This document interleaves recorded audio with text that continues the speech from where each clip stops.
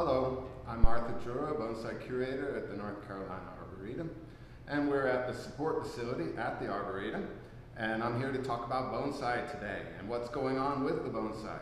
It's springtime, and for humans this is a very unusual spring, but for plants it's a very ordinary spring. They're doing what they do every spring, which is grow like crazy. And part of the bonsai regimen is that you have to stay on top of that growth and manage it, because that's how we produce this kind of look, through the management of growth. And now this means not just the growth that you can see, but also the growth that you can't see. One thing that identifies a bonsai is that it doesn't grow in the ground. Typically it grows in a container like this one is. And inside the container, there's only so much room. And once the plant has filled that available space with roots, something needs to be done. Otherwise, the plant starts getting root bound, and that's a very unhealthy situation, which we never want with the bonsai. So when people grow plants in pots, whether it's a geranium or a spider plant or whatever, it doesn't have to be a bonsai.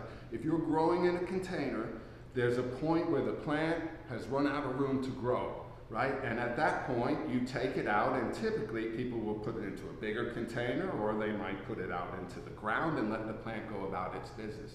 We don't do that in bonsai. All right? What we do is take the plant out of the container, right? And I look at it, and that's a pretty good root ball. This was repotted last year.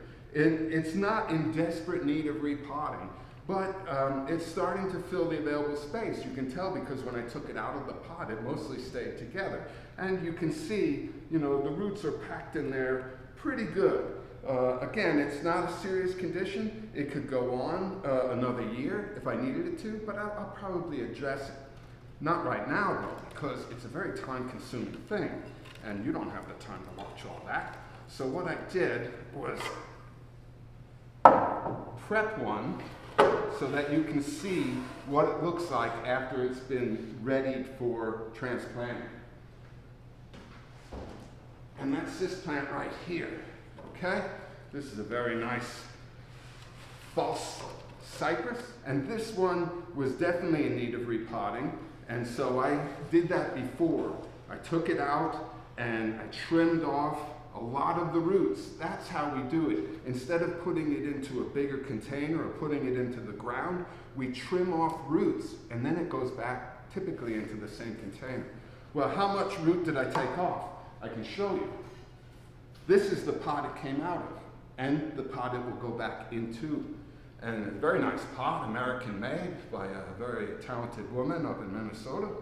And so this is a beautiful container for this tree, and it'll fit into it more or less like this, okay?